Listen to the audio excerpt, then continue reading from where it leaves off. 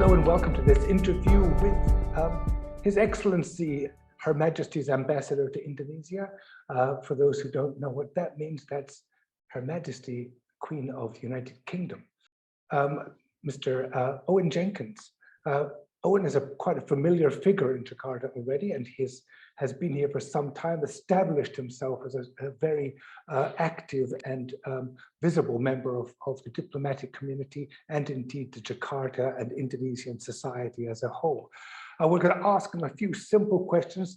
Britain has taken a very high profile pro-Brexit, and in Indonesia is one of the places we think that they want to really make themselves known and make a very good relationship with Indonesia. We've had a few interesting gambits with AUKUS, with the introduction of the new Asia-Pacific strategy, with some local initiatives like Mentari. A lot of things have been happening, and we're hoping that His Excellency will bring us up to date with some of those. Obviously, not all, because there's a lot that's been done by the British Embassy and the British community in Indonesia. Welcome, Owen, and thank you for being with us today. Thank you very much, Alistair, for that kind introduction and for the invitation. It's good to be here. So as we end 2021 and start 2022, which many of us have been waiting for with bated breath, the UK Indonesia agenda, what are the most important items on that agenda at the moment? Wow, that's a great question. It's a really busy agenda, so there's a huge number of things I could pick. If I had to pick three things which are right at the top of our minds at the moment, the firstly is to finalise the UK-Indonesia roadmap. So when our Foreign Secretary, Mrs. Liz Truss, was here last month, she and Ibu Retno Marsudi agreed to write a roadmap between our two countries to really turbocharge our relationship. And this will facilitate things like improved trade and investment, greater UK investment into Indonesia, including in infrastructure, more cooperation in security, increased cooperation on science, and a whole range of other things. And I think when we have that roadmap, it will, as the name suggests, show us the way. The second thing I'd highlight is supporting Indonesia and making a great success of Indonesia's G20 presidency in 2022. This will bring together this brings together the 20 biggest economies in the world. They represent 60% of the world's population, 75% of the world's trade, 80% of the world's GDP, and Indonesia is in the chair. We know it's got great ambitions to make this an inclusive and successful G20, and we look forward to supporting them. And then the third thing I would highlight is following up on COP26. The world came together in Glasgow last month to commit to achieving the action that we need to prevent dangerous climate change. And now is the year to deliver. The UK remains president of the COP through until COP27 in Egypt in November 2022, and we will be really pushing on that agenda too. So those are the three big things I'd highlight. There's lots more I could mention, good cooperation in ASEAN, Myanmar, and internationally, but those are the three highlights for me.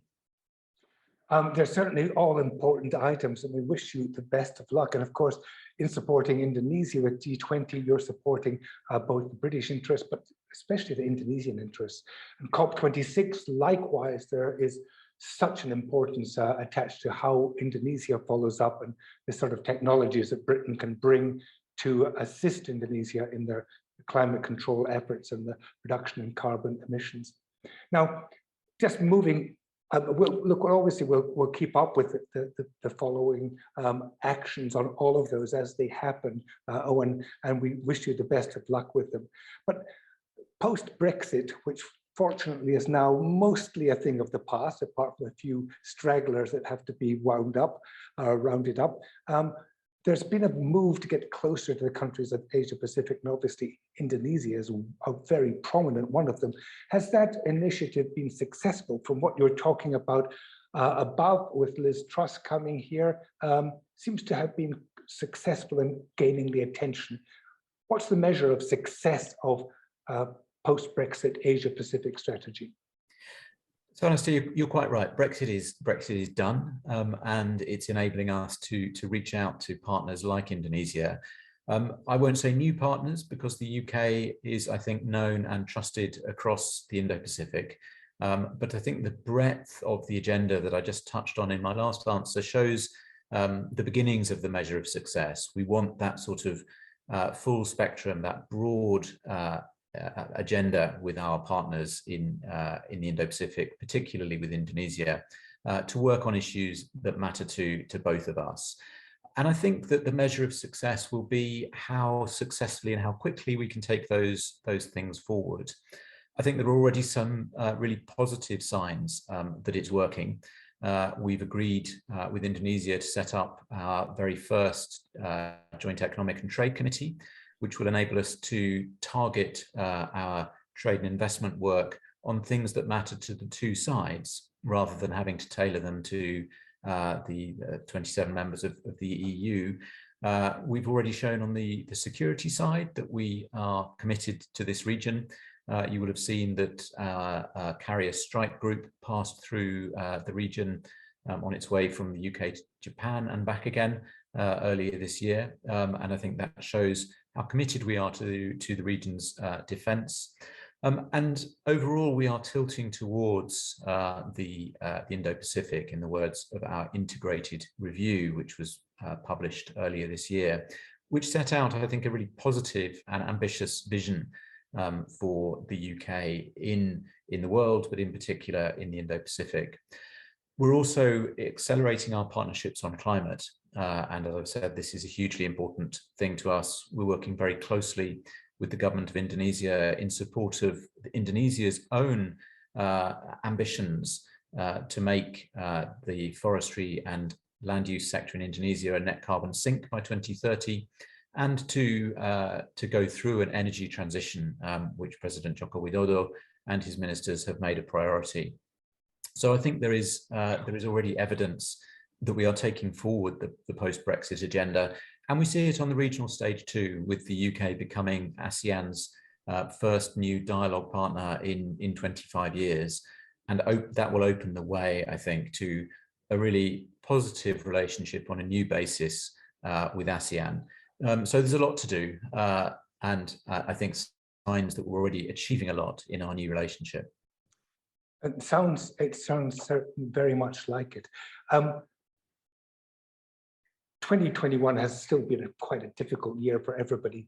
Has anything outstanding happened to you in the embassy in 2021? Things that you have said to yourself, I'm so glad that happened. What was outstanding for you in 2021? Well, of course, 2021 was another a COVID year, and that was tough on everybody.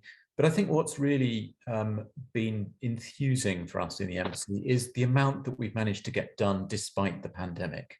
Of course, we've worked very closely with Indonesia on the response to COVID-19. We've donated we've donated 1 million vaccines to Indonesia bilaterally, and also as one of the biggest supporters of COVAX, the multilateral mechanism for sharing vaccines. We've contributed to more. But also on the bilateral agenda, there's been a huge amount going on. Two of the standout moments for me were visits by two consecutive foreign secretaries from the UK. First of all, Mr. Dominic Raab, and then more recently, Ms. Elizabeth Truss. And I think that's quite unusual to have foreign secretaries visiting twice in a year.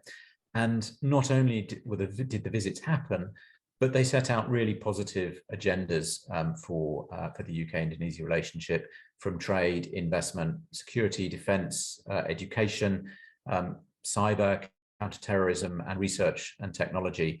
There is a huge amount going on, and those visits were, for me, some of the culminating moments.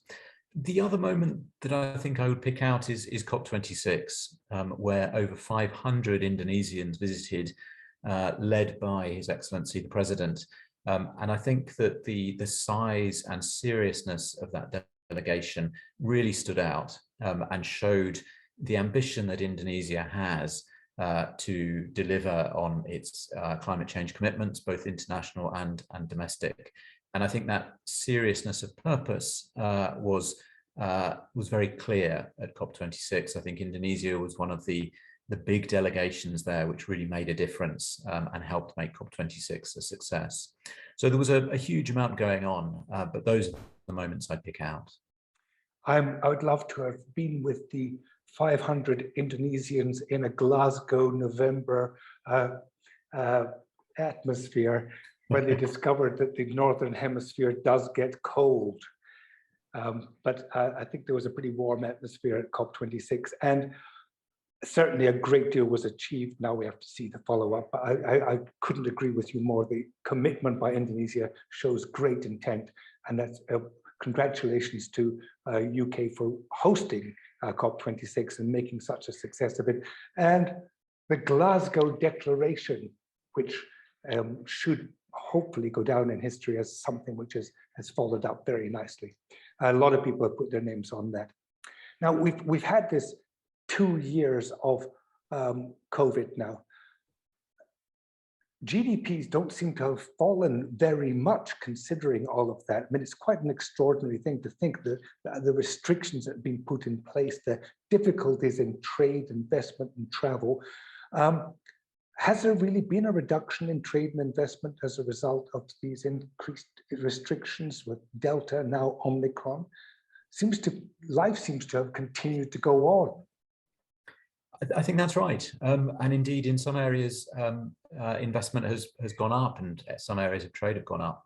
So, for example, when Dominic Raab, our Foreign Secretary, was here in April, Her Excellency Ibu Retno Marsudi noted in the press conference that during 2020, the first pandemic year, UK investment into Indonesia actually went up by 35%, which is a pretty big increase. And I think shows that business people are endlessly creative and innovative and find ways of managing and delivering their business even under pandemic conditions. Of course, there have been some challenges to trade, and we've seen that in some difficulties in economies in both countries. But I think we've also seen a commitment to really maximizing the potential between the two countries. Between a country like Indonesia, the fourth most populous country in the world, and a country like the UK, fifth largest economy in the world, we really should be doing much better. And I think actually during the pandemic period, we've seen business people commit to that agenda. And as I say, in some areas, even increase their involvement. And it's wonderful to hear that. A 35% increase is certainly significant. I mean, 5% is significant, 35% is extraordinary. So you're quite right. People have become very adept at adapting. So let's hope that continues, though. Of course, we hope that there will now be a diminution of cases on both sides of the agenda here. 2022 is about to start. It's going to be a whole, well, is it going to be more of the same? Is it going to be probably going to be the new normal, which fortunately we don't talk about anymore because it already is the new normal. What are your hopes and wishes on behalf of the embassy, on behalf of UK, and on behalf of yourself? What's your hopes for 2022? Well, I wish that I could rub a magic lamp and get rid of COVID-19. I think that would be my first wish. But since I'm a diplomat, not a magician, I think what I hope for is that we can work together as an international community to tackle COVID-19. The UK wants to see a new pandemic preparedness treaty prepared during 2022. We want to see COVAX made a success in sharing vaccines with all of those who need it. We want to see funding replenished for the Coalition for Epidemic Preparedness. All of these important multilateral institutions which allow us all to tackle pandemics both now and in the future. So my first wish would be that work should be a success. I think seeing the world come together to tackle the immediate threat, but also to tackle the longer term risk of future pandemics, I think is the first thing I'd hope for. The second is that we should make a success of our climate commitments, that following up on COP26, making sure that the commitments made there are delivered, and indeed increased when countries come back together in Egypt in November, so that we can stay on the pathway to avoiding a temperature increase of more than 1.5 degrees. So that is my second area. The third wish and hope is for, as I said at the start, a successful Indonesian G20 presidency, where I think they will be terrific hosts. We've already seen that with the first big meeting of the presidency, and I know that those events will be great. There is a huge agenda there, and we want to help Indonesia make a success of it. There will be a lot else going on. The UK, for example, will be hosting a conference on freedom of religion and belief in the UK, which is a topic right at the heart of Indonesia's national ideology of Pancasila and its national traditions of tolerance. So we look forward to working with them on that. And finally, 2022 will see Her Majesty Queen Elizabeth II's Platinum Jubilee. That means that she has spent a historic and frankly an amazing 70 years on the throne of the UK. So as Her Majesty's ambassador, as you said at the start, Alistair, I am really looking forward to that year. Her Majesty has been an extraordinary beacon of hope, I think, for the country and the world over the last 70 years. And I look forward to celebrating that. We will find a way of doing so with the embassy and with the wider British community. So it's going to be an exciting year, and I'm sure will be a more positive year than 2021 in many ways. Thank you. Thank you very much indeed, Owen. I had forgotten that the Queen was celebrating her 70th anniversary. What an extraordinary achievement, and what a wonderful lady. And as always, a balancing force both in the UK community, but also in the world community as her messages. And we're about to hear one, and everyone who's listening to this, I hope that you listen to the Queen's message at her traditional Christmas and New Year message, which will be, as always, inspiring. On behalf of now Jakarta, now Bali, and MPB, I'd like to thank Her Majesty's ambassador, which is a lovely way of putting it, Owen Jenkins, for being with us, answering our questions so succinctly and so precisely. UK has a huge role to play in supporting Indonesia, and from everything that Owen said, Indonesia is going to be supported extremely well in the things which matter most: G20, climate, and indeed their whole future of the way in which they approach the world as a new member of the world community. We thank you very much indeed for being with us, and look forward to 2022 together. Thank you all. Thank you very much, Alistair.